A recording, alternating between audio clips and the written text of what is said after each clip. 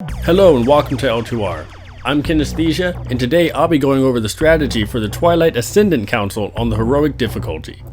Welcome to one of the most difficult fights of this raid tier. This council has an affinity for the elements, and if you want to defeat them, you'll need to know how to counter each of their abilities. Prepare to have lots of heartbreaking 1 and 2% wipes. This fight is designed to stress your raid.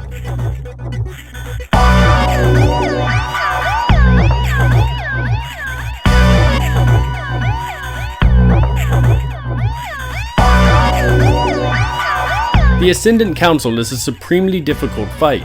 This council-like encounter consists of 5 total mobs with a multitude of unique abilities. There are 3 distinct phases, and the boss is guaranteed to test your DPS, healing, and execution. Fludius and Ignatius have 38 million HP each, while Arion and Terrastra clock in at 24.6 million.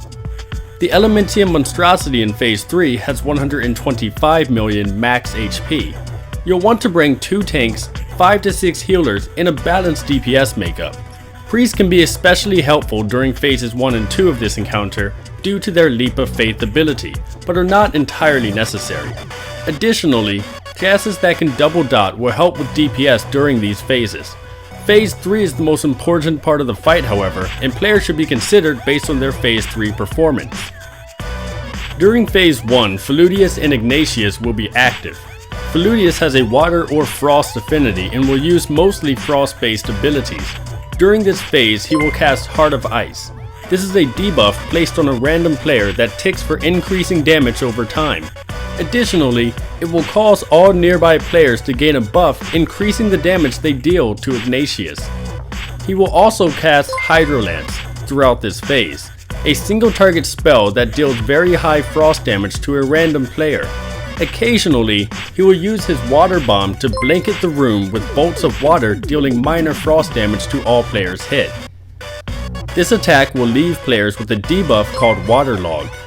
Players with the Waterlog debuff will be frozen by Fludius' Glaciate ability if they do not clear the debuff before it is cast. Frozen players will take high ticking frost damage for a short period of time. Ignatius will use Burning Blood during this phase. This debuff behaves exactly like Heart of Ice, but increases the damage dealt to Fludius. He would use Flame Torrent like a breath to deal high fire damage in a frontal cone every second for 3 seconds. Inferno Leap and Inferno Rush allow him to jump away from and rush back toward the raid. This deals moderate fire damage to all players hit when he lands and when he runs back. Occasionally, Ignatius will shield himself using Aegis of Flame and begin to cast Rising Flames. This powerful AoE ability cannot be interrupted until the Aegis of Flame has been broken. Because this fight is being done on heroic difficulty, Arion and Terrastra will not be able to keep their noses out of this fight and add their own abilities to Phase 1. Arion will occasionally afflict a random raid member with Static Overload. This causes them to deal mild nature damage to all nearby allies and afflict them with a shorter duration version of the same debuff. Terrastra's debuff in Phase 1 is called Gravity Core. Players afflicted by this will deal mild physical damage every 2 seconds to all nearby players and afflict them with a debuff that slows movement speed and casting speed. When one of the bosses reaches 25%, Phase 2 will begin. Arion and Terrastra will become active in Phase 2, and each of them has just as many abilities as their Phase 1 counterparts. Arion will start with Call Winds. This ability will summon wandering tornadoes that deal mild nature damage and a short knockback to any players coming into contact with them. Players hit with tornadoes will receive a debuff causing them to levitate for 2 minutes or until the player hits a gravity well. Arion will afflict 3 random players with the Lightning Rod debuff, causing them to attract electrical attacks. Shortly after gaining this, he will cast Chain Lightning at these players, dealing mild nature damage but bouncing to nearby targets for increased damage. Throughout the phase, he will use Disperse to blink to a different location in the room and immediately cast Lightning Blast at the tank. This ability deals very high nature damage and can be interrupted. His special attack is called Thundershock, and it deals extremely high nature damage to all players. Players must be grounded from Terrastra's Gravity Well ability to avoid the damage from this spell. Tarastra's first ability is Gravity Well. This force will firmly connect players to the earth and grant resistance to Thundershock for 2 minutes. This effect will end if the player is hit by a tornado. Tarastra will also use Eruption. Spikes shoot up through the floor, dealing moderate damage to all nearby players and knocking them into the air. He will also cast Hardened Skin. This increases his physical damage dealt by 100% and decreases damage he takes by 50%. Tarastra's special is called Quake. This deals extremely high damage to all players who are not afflicted by the tornado's levitate. Feludius and Ignatius will join in on the fight with their own abilities. Feludius will cast Frost Beacon. A frozen orb will spawn and fixate on a random player. If it reaches the player, it will explode and deal raid-wiping AoE damage. The frozen orb can be extinguished by kiting it into one of Ignatius' flame patches. This fiery void zone will spawn on a random player shortly after Frozen Orb. When one of these two bosses reaches 25%, Phase 3 will begin. In Phase 3, the 4 bosses, Ignatius, Feludius, Arion, and Tarastra, will combine to form the Elementium Monstrosity. The Monstrosity will use only a few abilities, but all are very powerful. Electric Instability is a chain lightning-like ability that will hit an increasing number of targets as the phase progresses. Liquid Ice causes the monstrosity to freeze the ground beneath it.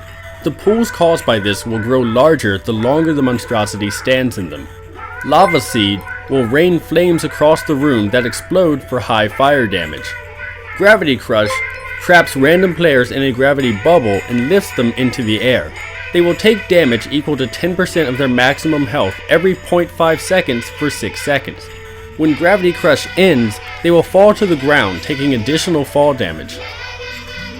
Let's take a look at how to counter this buffet of abilities. During Phase 1, your raid will have to defeat Ignatius and Feludius. Have one tank pick up each and tank them across or parallel to each other about 30 yards apart. Assign melee to Ignatius and range to Feludius. Healers should stack on the range group, which is located about 15 yards away from each boss, but not directly between them. You'll want to assign 2 melee interrupters to Feludius in addition to the tank. This not only helps to interrupt the Hydro Lance, but also ensures that each of Ignatius' Inferno Leaps will not hit the range and healer stack. The player with Heart of Ice should make sure to move to the melee stack, and the player with Burning Blood should move to the range stack. This debuff can be dispelled after about 10 seconds, as it will have already applied its beneficial effects to the raid. Each time Water Bomb goes out, players should check to see if they have the Waterlog debuff. If so, they must walk into Ignatius' Flame momentarily to clear this debuff. The debuff must be cleared before Feludius casts Glaciate.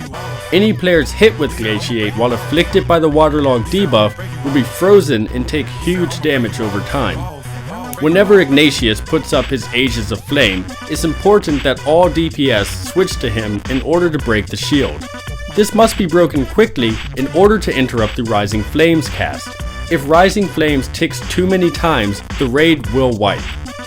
The true challenge of Heroic Mode is how your raid handles Gravity Core and Static Overload. Designate a safe spot for players with these debuffs to go to. The player hit with the initial Static Overload must run out of the raid to the safe spot. Heal through the additional damage caused by this. Gravity Core is more complex, as it's very important not to let it tick on the raid. We use a Leap of Faith rotation to grip the player out of the group before the ability ticks. If there is no Leap of Faith available for a grip, the raid will spread out momentarily until the debuff has been cast before grouping back up.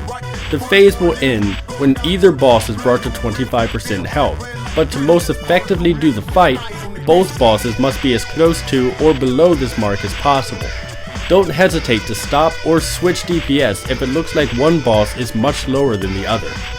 A good plan is to bring both bosses to around 30% HP, then have them burst it down to 25 at the same time.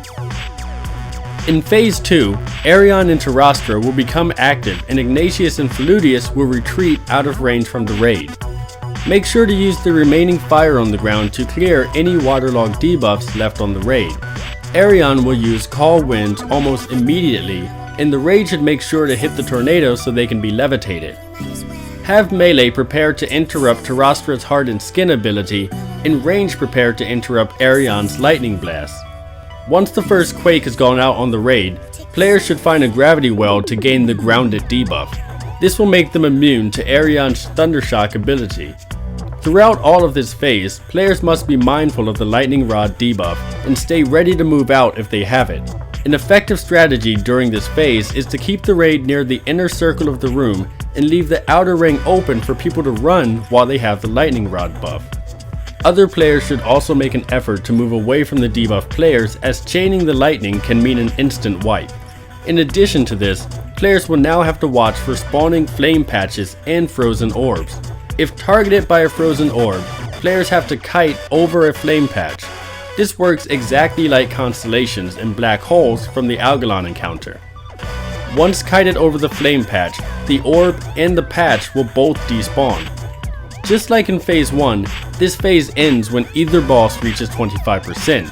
You'll want to have them both as low as possible, so again, your raid should watch their health bars carefully and switch or stop DPS accordingly. In phase 3, the 4 bosses will combine and their remaining HP will determine how much HP the Elementium monstrosity has. The lower all 4 bosses are, the lower the monstrosity's HP will be. This is important because healing in phase 3 will be very difficult, and the shorter the phase lasts, the more likely your raid will be to succeed. Assign positions for this phase prior to the pull. The monstrosity will repeatedly cast chain lightning at multiple targets, and knowing where to stand is essential to surviving the ability. You'll want to assign the range and healers into stacks of 2 or 3. Use the following diagram to get a decent idea of the spread you'll need. The boss will drop patches of liquid ice on the ground wherever he stands. He must be moved out of these to avoid having them grow larger, and melee should make sure not to tread through them. Occasionally, he will line the ground with lava seeds. These explode for a high amount of fire damage, but range and healers should not move to avoid them. Use raid cooldowns to lower the damage from this ability, as moving will not only lower DPS, but risk causing deadly lightning chains. His final ability is Gravity Crush. This lifts a few random players into the air and deals damage to them until they are released. Make sure to spam heal these players, as Gravity Crush can be lethal with no focus healing. Additionally, Paladins can Blessing of Protection these players to keep them from taking damage at all. This phase is a burn phase overall. Eventually your raid will wipe to the overwhelming damage, and the key is simply to stay alive long enough for the boss to fall first. Stay in positions throughout the phase. Your tank must be quick to keep the boss out of liquid ice patches, and melee should try to avoid running through them. It is likely that this fight will take your raid multiple tries, and there may be quite a few low percentage wipes. Don't let these discourage you, as this is quite a difficult fight to take down. Thanks for checking us out here at Learn to Raid. We hope the strategy guide was helpful, and we'll see you at the next boss. I wasn't feeling so good. I just didn't feel like playing anymore. So I went home, and I got all comfy and cozy and all scrunched up in front of my phonograph.